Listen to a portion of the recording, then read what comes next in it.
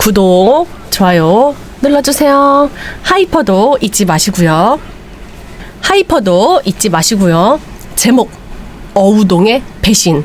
어우동이 누군지 아세요? 어우동? 저도 어우동이 그런 뭐 기생인 줄 알았는데 이제 어우동이 기생이 아니더라고요. 조선 전기의 여성인데 노래, 시, 춤, 글 쓰는 재능이 좀 뛰어나고, 이 사람이 원래는 이제 조선시대 전기 시절에 양반가 집안의 여자였대요. 근데 그 왕씨의, 그러니까 왕족하고 결혼한 부인이야, 이 어우동이란 여자가. 근데 그 남편이 없을 때 다른 유생들, 다른 양반들이랑 잠을 많이 자가지고 엄청난 스캔들의 중심이 됐던 사람이 어우동이래요. 그래갖고 성종 때 처형이 됐대. 바로 성종 때 물나라다는 이유로, 유교였잖아. 그러니까 이제 물나라다는 걸로 인해서 이제 그 어우동 씨가 처형이 당했는데, 후대에는 자유분방한 여성, 조선판 판무파탈이라고 그렇게 불리게 된 사람이 어우동이라는 거지. 그래서 저도 이걸 몰라 찾아보는데 재밌더라고, 이 사람 얘기가. 성종 나쁘다. 아, 왜? 어우동이 잘못을 했지. 그때는 완전 남성 위주 사상에다가 여자들이 대부분 이렇게 별로 이게 영향력이나 파급력이 없었을 때인데, 남편이 출장만 갔다 하면 막 다른 집 양반들이 막 사랑하고 막 거기 교육받으러 오는 유생들이랑 막 사랑을 하고 막 이래버리니까 대단한 여자지. 난년일세. 그래서 이제 변호사로 이제 사무소로 이제 시작이 됩니다. 그래서 야, 모변, 너 또 무료 법률 상담했냐? 야, 지금 너 앞으로 화분 배달왔다. 이제 다른 변호사가 이제 이 올해 지금 오늘의 주인공 모변한테 이제 그렇게 얘기를 하는 거야. 이 모변이란 사람이 무료로 변호사 이런 걸 좀 해주나 봐. 그러니까 감사의 뜻으로 이제 뭐 꼭 뭐 화분 배달 이런 게 왔나 봐요. 아, 진짜 아무것도 보내지 마시라니까 말을 안 들으시네 진짜 했더니, 이제 그 친구 변호사가 야, 좋은 일 있으면 같이 해 임마. 너만 뽐내지 말고.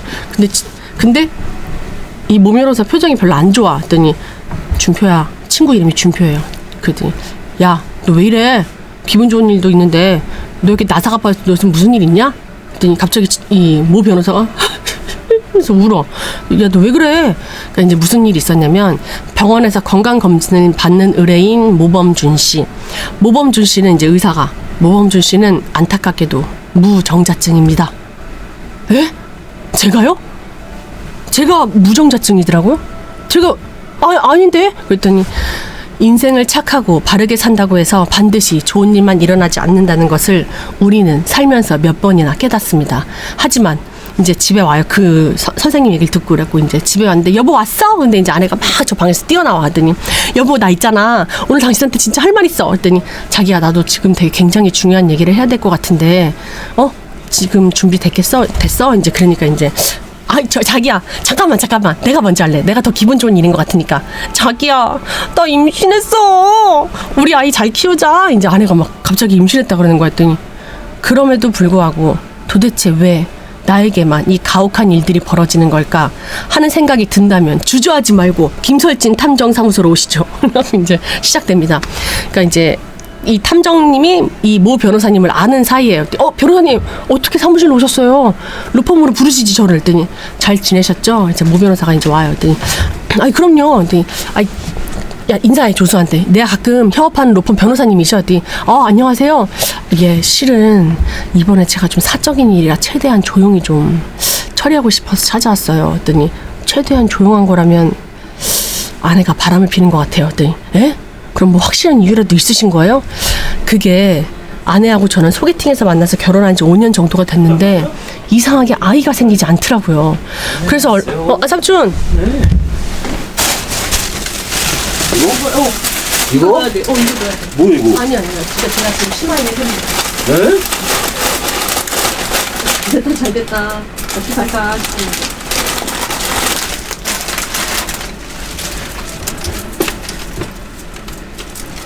감사합니다.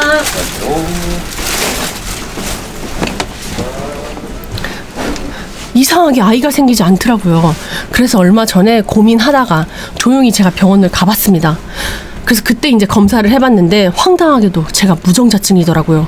그런데 그것보다 더 황당한 얘기를 제가 듣고 말았어요. 그랬더니 이제 왜 이렇게 이제 아이가 이제 그날 다시 이제 자기야 나 임신했어. 자기야 우리 좋은 부모 되자 이제 그러는데 진짜 자기야, 나는 우리가 왜 이렇게 임신이 안 되나 걱정 진짜 많이 했거든. 진짜 우리 둘 다 난임 부부 검사 안 가도 되겠다, 그치? 근데 남편 표정이 이제 썩지. 나 무정자증인데 얘가 임신을 했으니까. 자기야, 표정이 왜 그래? 우리 아이 생겼다고. 그러니까 아이가 생겼다고 지금? 그랬더니 자기 실감 안 나서 그러는 거야? 놀랬구나. 실감이 안 나네. 나는 진짜 당신 닮아서 똑똑한 아들이면 좋겠어. 아니다, 나 닮은 딸도 괜찮지. 내가 이래봬도 미스 어우동 출신이잖아. 근데 아내가 외도를 할 거란 생각은 제가 단 한 번도 해본 적이 없거든요. 머리로 망치를 크게 한 대 맞은 기분이었어요. 근데 자기야, 당신 할 말이 뭐였어? 아까 나한테 얘기하려다가 말 거 있잖아. 그거 뭐였어? 그랬더니 뭐 아까 중요한 일이라며. 뭐야? 이제 그러니까 아니야.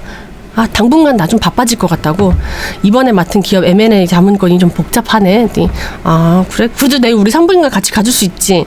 그래도 우리 첫 애기 인사는 자기가 같이 가줬으면 좋겠어. 이제 그러니까 우리 애기, 저도 혹시나 하는 마음에 산부인과 가봤는데 진짜 임신 8주더라고요.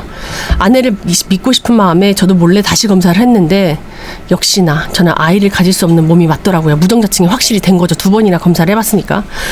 근데 아이 낳고 친자 검사하시면 바로 가능하지 않으세요? 이제 탐정이 그러니까 법적으로 아이를 낳게 되면 일단 제 아이가 되고요. 친자 관계 부전제 확인을 법원으로 청구하고 법적으로 절차를 밟아야 되는데 그러고 싶지도 않고 무엇보다도 아이가 태어날 때까지 제가 견딜 자신이 없어요. 이제 그렇게 얘기를 하는 거죠. 그렇죠. 하기사 저보다 변호사님이 법에 대해서 더 잘 아실 테니까 일단 저희는 빠르게 조사를 해보도록 하겠습니다.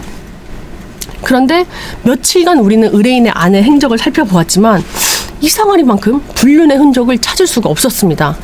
이거 불륜이 아닌 것 같은데, 아무리 봐도 뭐 만나는 사람도 없고 저 사람 집에서 나오지도 않고 말이야. 뭐 심상치가 않은데 이거? 그러면서 이제 다시 아내 동선을 계속 쫓아가는데 해바라기 센터라는 곳을 아내가 들어가는 걸 보게 된 거예요. 아내 동선 추적 끝에 해바라기 센터, 가정폭력이나 성폭력 상담해주는 곳이 있어요. 그래서 거기를 가는 거야, 아내가. 그래갖고 뭐야? 왜 저기를 가? 이거 뭔가 일이 좀 복잡해질 것 같다, 이거. 근데 이제 그걸 보고 나서 다시 변호사를 만나서, 근데 한 가지 확인하고 싶은 게 있는데 혹시 뭐 가정폭력 같은 거 있으신 건 아니죠? 그럼요. 저는 제 속이 썩어가는데도 모르는 척 얼마나 애쓰고 있는데요, 지금. 그러니까 저희가 아내분 상담 내용까지 알 수는 없는데 한 달 동안 저희가 그 아내분의 상간남 흔적을 찾아볼 수는 없었어요. 그랬더니 차라리 왜 아내한테 해바라기 센터를 왜 간 건지 직접 물어보시는 게 나으실 것 같아요. 그랬더니 혹시나 하는 마음에 아내에게 무슨 일이 있었던 건 아닌지 확인해 보길 권했고, 어쨌건 남편은 지금 모르는 게 너무 많아 답답해하고 있었습니다.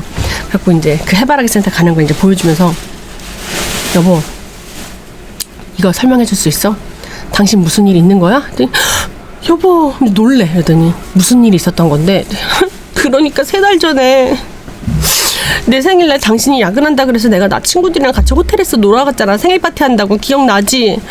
그래서 그때 씨랑 호텔 클럽에서 잠깐 놀아다 왔는데 거기서 본 남자애들 친구들이 우리 방에 부른 거야. 그러니까 이제 룸 잡고 호텔에 그 클럽에서 놀다가 이제 합석을 한 거지, 헌팅을. 근데 그때 사실 거기 유부녀 나 혼자이기도 하고 친구들이 노는데 분위기 깨기도 좀 그렇다 그래서 어울리는 방에 들어가서 혼자 잠들었는데 내가 너무 술에 취해가지고 잠결을 해서 비몽사몽해. 근데 걔네가 뭐 술에다 뭘 탄 거 같아. 아니면 이렇게 임신이 될 리가 없잖아. 당신 아이가 아닌 거 알았을 때 난 이미 늦어버렸더라고.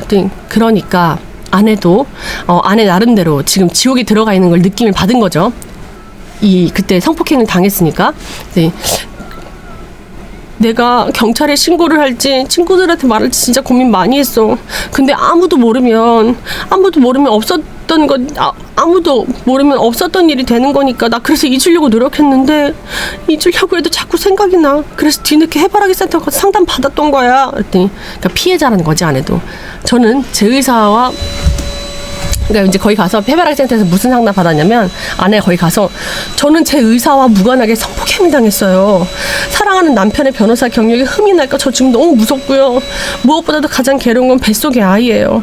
남편과 사랑으로 맺은 아이라고 믿고 있는 그 생명이 다른 남자의 아이일까봐 그게 너무 무서워요. 혼외자 낙인 찍힐까봐요. 그러면서 이제 저는 제 남편을 사랑하니까 아이를 지키면 된다고 생각했는데 지금 너무 마음이 무겁고 힘들어요, 피해자로서. 이제 그런 있다는 걸 상담 내용을 이제 다 보게 된 거예요. 같이 찾아가서.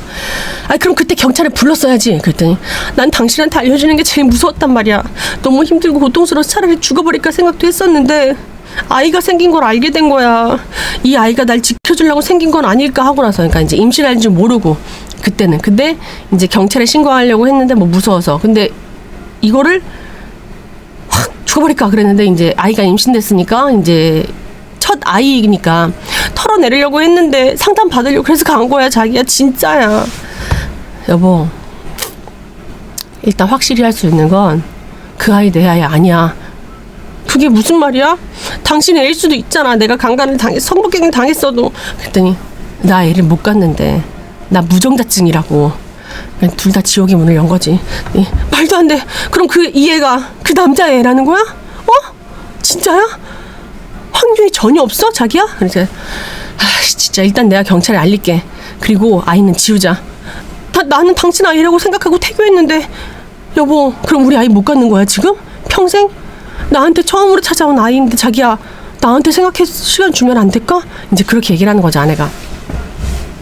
그렇게 성폭행을 당했다고 고백한 아내에게 의뢰인은 자신이 무정자증임을 알리게 되었고 모든 상황을 알게 된 의뢰인 부부는 혼란에 빠졌다고 합니다. 아내는 아이를 쉽게 지울 수 없는 모양이더라고요. 저도 이세를 가질 수 없다고 하니까 머릿속이 좀 복잡하기도 하고요. 그럼 혹시 그 아이를 키울 수도 있다는 말씀이신가요? 탐정한테 이제 찾아서 이제 얘기를 하는 거죠.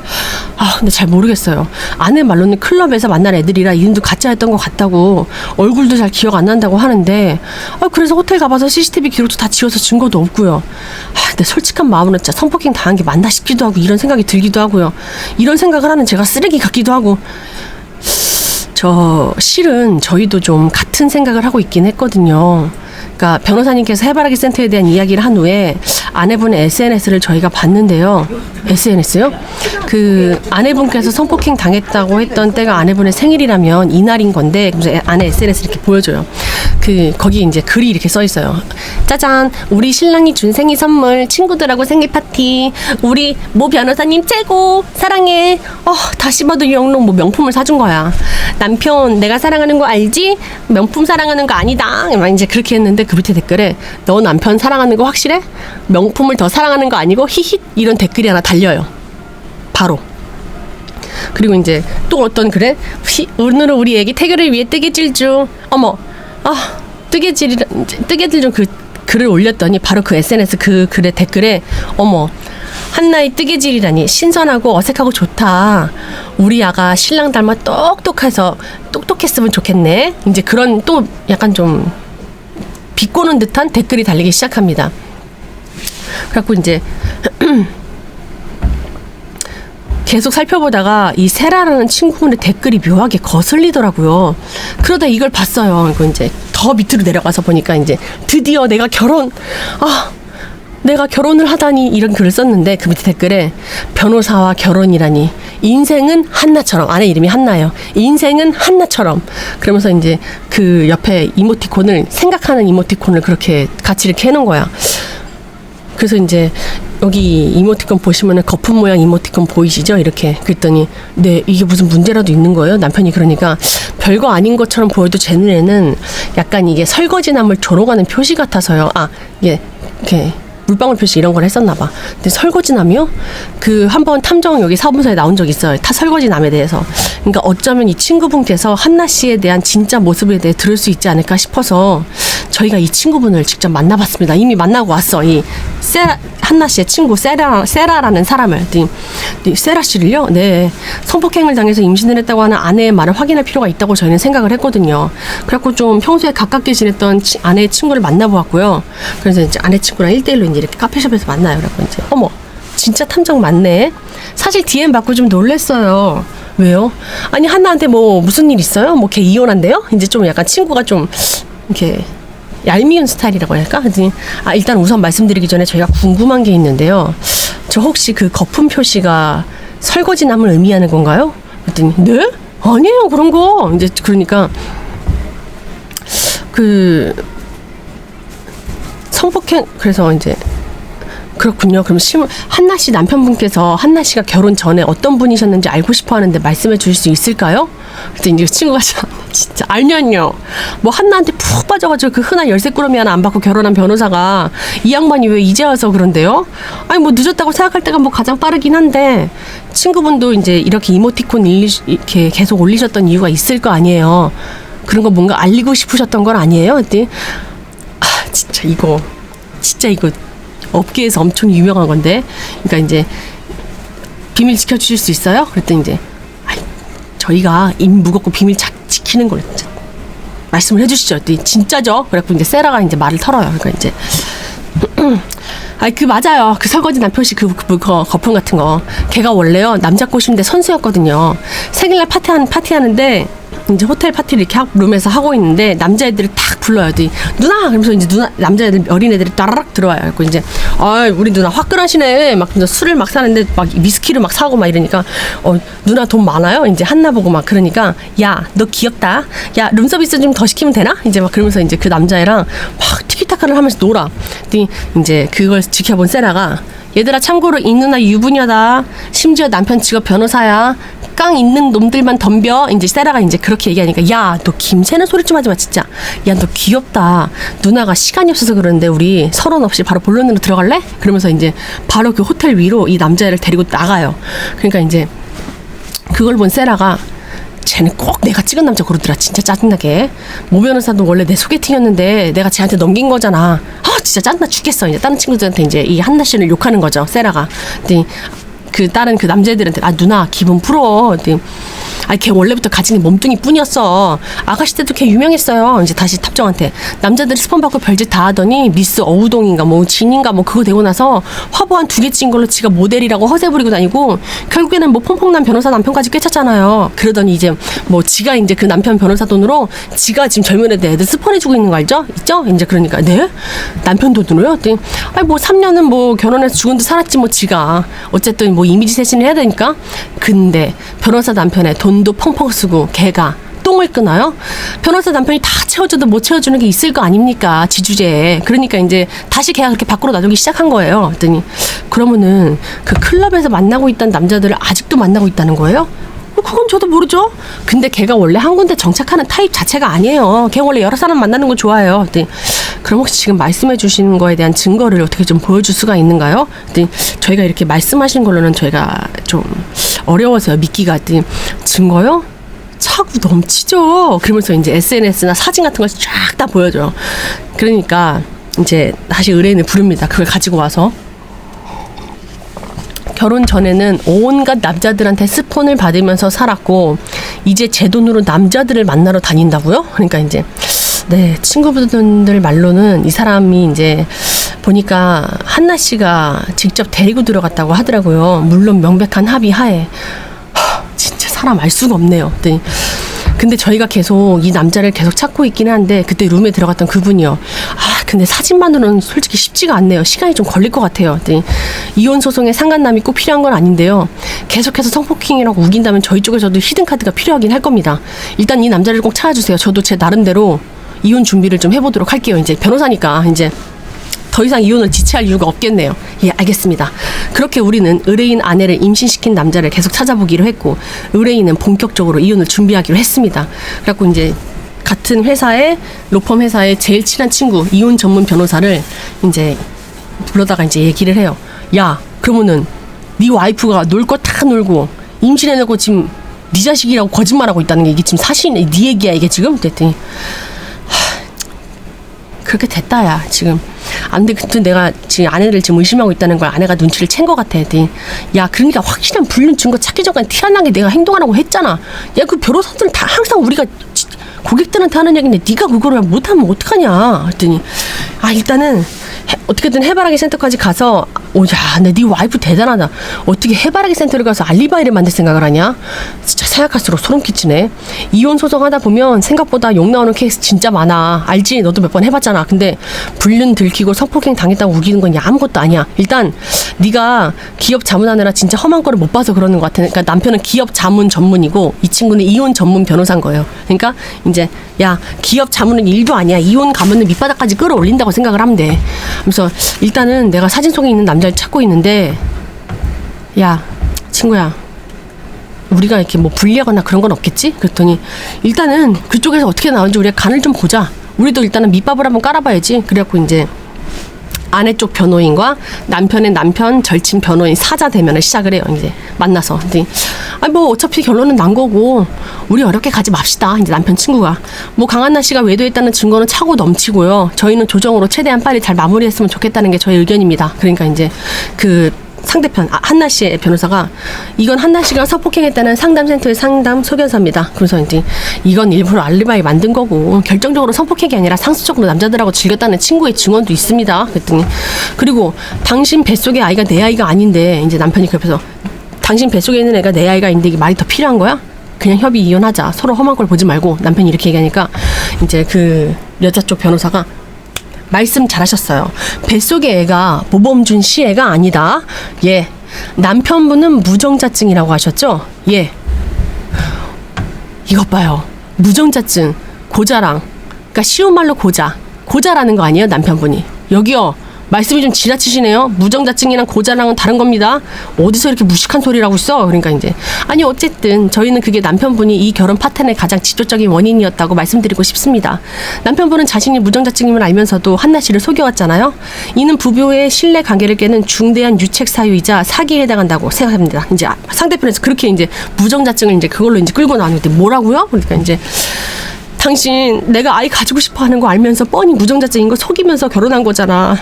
이건 명백한 결혼 사기야. 정말 나 속아서 결혼했다고. 이제 거기서 울기 질질 짜기 시작하는 거야. 그리고 저희 역시 남편분의 외도 증거를 가지고 왔습니다. 딱 갖고 왔는데 무슨 외도? 나 외도 없는데? 그래서 보니까 이제 회식 사진인데 그냥 여자 사무장이 이제 술 따라주고 있는 거야. 이거는 저희 회사 로펌 사진이잖아요. 회식 사진. 이거 오 변호사 사무장입니다. 했더니 그러니까 남편분께서는 일주일에 6일 이상 자정까지 일하면서 아내를 집안에 홀로 내버려 두고 그때마다 사무장과 함께 하셨죠. 우리는 이를 오피스 와이프라고 부릅니다. 그랬더니 그런 식으로 하면 같은 변호사끼리도 외도 아닌 사람이 어디 있습니까? 다 오피스 와이프, 오피스 허스번드 되는 거지. 그랬더니 게다가 의뢰인의 증언에 의하면 남편분께서 성적 능력이 현저히 떨어져 부부관계를 원만하게 해결하지 못하신다고. 저저 이상한 말로 논쟁이 일으키지 마시고요. 이제 남편 쪽 변호사 이렇게 얘기하니까 당신 진짜 이렇게 지저분하게 나올 거야? 이제 남편이 아내한테 내가 잠자리 문제 때문에 당신이 외도 그러니까 이제 그 아내가 울면서 내가 잠자리 문제 때문에 당신이 잘 못하니까 내가 외도를 한 거란 생각 안 해봤어? 이제 그렇게 얘기하는 거야. 했더니 내가 대단한 거 바라는 것도 아니야. 그래도 난 기본은 해야 된다고 생각을 했어. 근데 말해 말자. 하나부터 열까지 내가 가르쳐 줄 수도 없고 당신은 잠자리 할 때도 늘 수동적이었잖아. 정말 속 터져서 정말 이렇게 경험이 없는 사람인데 근데 그 사람이 무정자라니 나 정말 너무 억울합니다. 이제 그러고 이제 있는 거야. 뿐만 아니라 정신과 상담도 받으셨다고요, 의뢰인. 이제 아내 쪽 변호사가 이제 그렇게 그러니까 어쨌든 당신이 정신적으로든 뭐든 신체적으로 다 모든 걸 나한테 속인 건 맞잖아. 이걸 다 사기 결혼이야 이제. 그러니까 정신과 치료, 무정자증임을 알면서도 혼인한 사실, 성불능 그리고 외도까지 이 모든 증거를 바탕으로 저희 쪽에서는 정신적 위자료 3억과 절반의 재산 분할을 청구하는 바입니다. 이제 아내 쪽 변호사가 그렇게 얘기했더니 협의 이혼은 완전 실패했고 이대로 가면 길어질 것 같아서 저희한테 불리해질 가능성도 좀 있게 생겼어요. 지금 탐정을 찾아서 다시 얘기를 하는 거야. 이거 이렇게 된 이상 그냥 뱃속의 아이 아빠를 찾는 게 빠르겠네요. 이제 의뢰인 혼자 와가지고 이제 탐정이랑 얘기를 하는 거죠. 변호사 없이. 근데 성폭행이 아닌 불륜이라는 증거를 입증하기 위해 우린 서둘러 상간남을 찾아 나섰습니다. 그래갖고 찾았는데 그때 그 술집에서 같이 술 먹었던 그 남자애들 3-4명이 거기 다 같이 이제 또 술 먹고 있었더니 저기요. 그래갖고 탐정이 이분 아시죠? 그래갖고 이제 이분 알죠? 저희 이후에도 몇 번 만났는데 파티 재밌게 잘했는데. 그랬더니 자세히 말씀만 해주시면 저희가 어떻게든 상간남 소송은 막아드릴 수가 있을 것 같은데. 그랬더니 상간남 소송이요? 뭐래?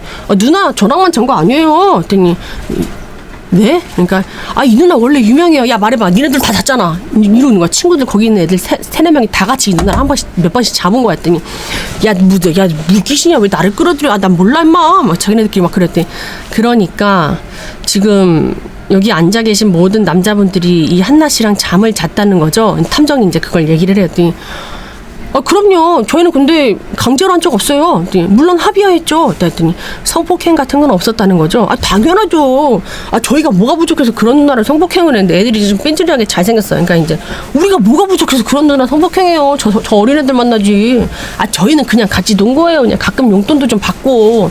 마침내 우리는 임신한 아이의 친부로 추정되는 상간남의 증언을 확보하게 되었습니다. 아, 그러니까 돈 주겠다고 해서 따라갔는데, 아, 맞아요. 그 비싼 양주도 막 사준다고 용돈 준다고 하길래, 아, 그러니까 이제 그래갖고 우리는 한 명씩 그냥 돌아가면서 그냥 그 누나 만나고 그냥 잠 자고 했던 거예요.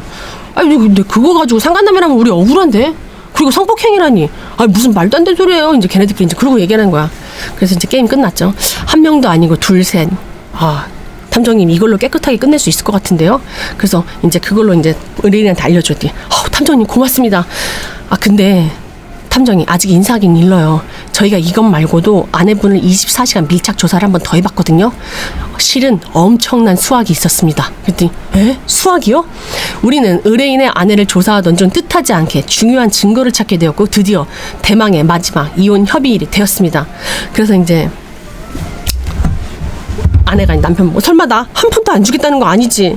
그래도 우리가 5년이나 살았는데 알몸으로 나 너 쫓아낼 거야 당신 진짜? 사실 내가 행동이 죄다 이해가 안 가긴 하는데 남편이 이제 아내한테 얘기하는 거야. 그 합의를 다시 보기로 한 날 내가 진짜 제일 이해 안 갔던 건 바로 그 아이였거든. 도대체 왜 그냥 하룻밤 보낸 남자아이를 지키려고 하는 건지, 혹시 행실은 쓰레기 같아도 모성애라는 게 있는 여자였나, 내가 그렇게 생각을 했단 말이야. 이제 아내한테 그렇게 얘기하니까, 아, 무슨 말이 하고 싶은 거야. 돌려 얘기하지 말고. 그러니까 내 애니까, 아, 남자가 누구든 내 뱃속에 생긴 생명이니까 지키고 싶은 건 다 그런 거 엄마의 마음이지. 무정자증인 당신이 이거에 대해서 어떻게 알겠어. 뭐 알아 이 생명에 대해서? 이제 그렇게 또 얘기를 하는 거야.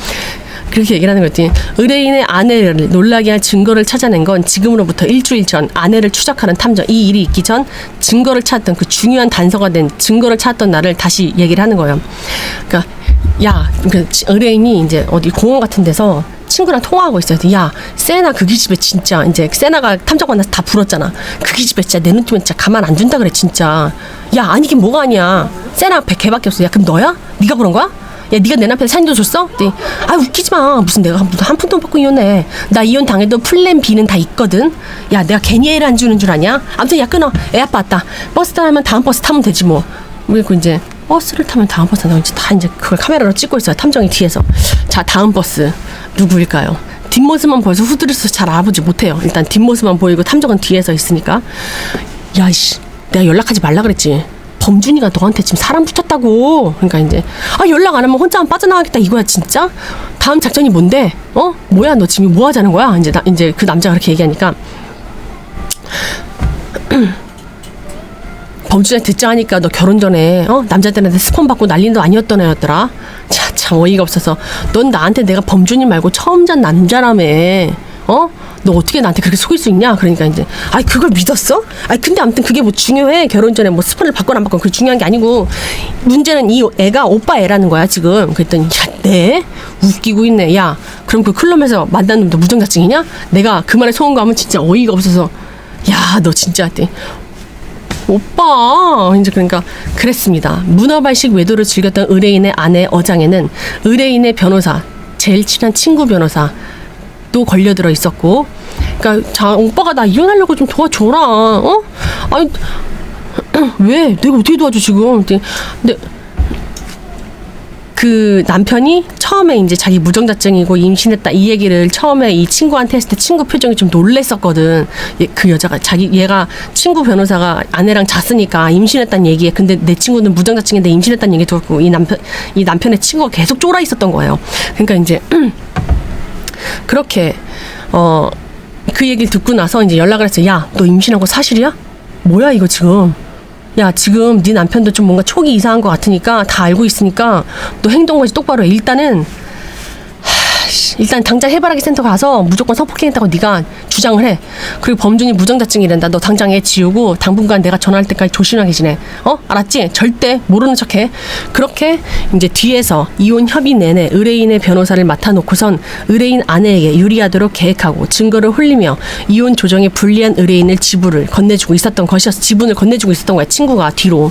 그러니까 그 얘기 듣고 이제 이거 오빠애라니까 이제 그 공원에서 하는 걸 다 찍고 있는데 다시 내라고 헛소리도 하지만 나 할 만큼 다 했으니까 오빠애 맞다니까 내가 계산 다 해봤어 딱 맞아. 야 너도 내가 무슨 범주인처럼 호구로 보이냐? 웃기는 소리 하지 말고 늦기 전에 병원 가서 지워. 이제 해바라기 센터가 뭐가 다 틀렸으니까 적어도 반성하는 모습이라도 보이라고 깎고 싶으면. 그랬더니 아 됐어 나 못 지워 안 지워. 한번 변호사 와이프 해보니까 나 못 벗어나 이거. 너무 좋더라. 나 진짜 계속 하고 싶은데. 야 이씨 너 이 바닥 소문이 얼마나 빠른데 지금 이 상황에 너 나랑 결혼하자는 얘기야? 그랬더니 응. 왜? 싫어? 좋겠냐 너 같으면? 그럼 마지막 이혼 협의 때 위자료 5억 재산 절반 내 쪽으로 넘기게 해줘 오빠가 무조건. 그렇게 해. 그럼 내가 오빠한테도 결혼하자고 안 할게. 그랬더니 야씨 증거가 이렇게 다 불리한데 어떻게 해 그거를. 야 너 말이 되는 소리를 해. 그랬더니 말이 왜 안 돼? 못해? 그럼 나도 내 애는 못 지우지. 뭐 내가 이제 뭐 얼굴 팔아먹고 살 수 있는 나이도 아니고 나도 뭐 보험 하나는 들어놔야지. 그랬더니 야 너는 애가 보험이냐? 그래 알았다. 내가 진짜 너 똥 밟은 셈 치고 어떻게든 조정해 볼 테니까 너 진짜 그 애 낳는다는 둥 결혼한다는 둥 그런 끔찍한 소리 하지 마. 알았어? 그랬더니 그러니까 잘해보라고 오빠가 좀 말면서 이제 둘이서 그런 대화를 하는 거예요. 그러니까 오빠가 나랑 결혼하고 싶지 않으면 결혼하기 싫으면 증거를 내 쪽으로 유리하게끔 이동을 해보란 말이야. 이제 그러면서 둘이 하는 걸 다 찍은 거죠. 의뢰인의 변호사 친구 또한 임신한 아이의 친부 후보였으며 이를 모면하기 위해 의뢰인을 배신한 것을 알게 되었고 저희는 다행히 이 모든 진실을 알아내 의뢰인에게 전달할 수 있었던 겁니다. 그래서 다시 현실로 그러니까 친구가 이 판을 크게 만든 거죠. 이렇게 된 관계로 이혼 협의는 원점으로 다시 시작하겠습니다. 이제 변호사를 바꿨어요. 아무래도 변호사를 바꾸는 게 제일 우선인 것 같아서 들어오세요. 그래갖고 이제 다른 변호사를 불러. 그러니까 이제 자 그리고 이거 친구한테 이제 친구 변호사한테 주면 이것부터 좀 받으시죠. 그랬더니 이게 뭔데? 그랬더니 상간난 소장. 뭐 이혼 전문 변호사니까 잘 알겠지. 처음부터 다시 협의하기로 말씀드렸는데 누구 먼저 할 말 있으시면 먼저 해보시죠. 이제 판세가 완전 뒤집힌 거죠. 그러니까 이제 그 여자 측 변호사가 일단 저는요 아무것도 아는 바가 없고요. 그 상대팀 변호사가 저희한테 유리한 정보를 주신지는 저는 정말 몰랐습니다. 저 진짜입니다. 저 이거 변호 안 맡을래요. 그러면서 이제 여자 측 변호사가 나가버려요. 변호 안 저기요 변호사님 이렇게 가시면 어떡해요. 그래서 이제 범준아 야 친구야 내 말 좀 들어봐. 그러니까 내가 내가 친구 뒤통수 후려치려고 했던 게 아니라 나도 억울해. 내 말 좀 들어봐. 여자가 벗고 덤비는데 장사 있냐? 야 네 와이프가 그런 여자잖아. 너도 그 남자들 증언 들었잖아. 그러니까 나도 협박당한 거야. 너도 봤잖아. 그렇게 혹시라도 변호사 협회 쪽으로 일 키우거나 너 그러진 않을 거지? 범준아 야 우리 친구잖아. 야 내 입장도 좀 생각을 좀 해줘라. 그냥 여기서만 깔끔하게 끝내고 변호사 협회는 말하지 마라. 그랬더니 갑자기 그걸 딱 듣고 나서 이제 그 아내가 가만히 안 있고 뭐? 지 열등감에 풀 땐 나한테는 언제고 진짜 나랑 몰래 있으면 이 사람한테 승리한 기분이라며. 그러니까 이 친구가 내 이 의뢰인한테 열등감이 있었던 거야. 트로피 뺏은 기분 같은 거라며. 나랑 같이 잠을 자면 너 입 안 다물어 진짜 조용히 좀 해. 너 이혼하면 땡이지만 난 사회적 지위와 명예가 있는 사람이야 지금. 언젠 다 살아난다며 나랑 자면. 내 남편 이기는 기분 들어서 좋다며. 왜 이제 와서 딴 말해. 그랬더니 좀 닥치라고. 근데 참나 지 열등감에 빠져가지고 나한테 풀 때는 진짜 어이가 없네. 그러니까 이제 몰라 됐고 그렇게 이혼 협의 내내 의뢰인에게 불리한 증거들을 상대편 쪽에서 모두 넘겼다는 의뢰인 친구는 변호사의 의무를 위반한 사실이 밝혀지며 징계 벌금까지 결국 로펌에서 해고되었다고 합니다. 그리고 의뢰인의 아내 역시 위자료를 물며 이혼을 당하게 되었습니다. 그래서 이제 근데 이제 그 이후의 얘기가 그 탐정이 근데 슬픈 건 해피엔딩이 아니야. 그 여자도 대단한 게 결국 얘를 낳았다더라고. 친자 확인을 했대요. 조수가. 그러니까 그 친구 변호사 애가 맞더래. 등에 아주 그냥 빨대를 꽂으려고 아주 안달이더라고 하더라고. 이야 그 친구 변호사는 아직도 현재 진행형이겠네요. 그렇지. 개인 변호사 사무실 내긴 했는데 수임도 제로고 결국 그 여자랑 양육비 소송 가고 엉망진창이네. 그 친구 변호사는. 세상이 그대를 속일거나 슬퍼할거나 노여워하지 말기를. 우울한 날들을 견디며 믿으며 언젠간 다시 기쁨의 날이 오라니. 모든 것이 순간적인 것 지나가는 것이니 언젠간 의뢰인에게도 이 모든 배신의 아픔과 쓰라림이 지나가길 소망합니다. 가 두 번째 사연이었어요.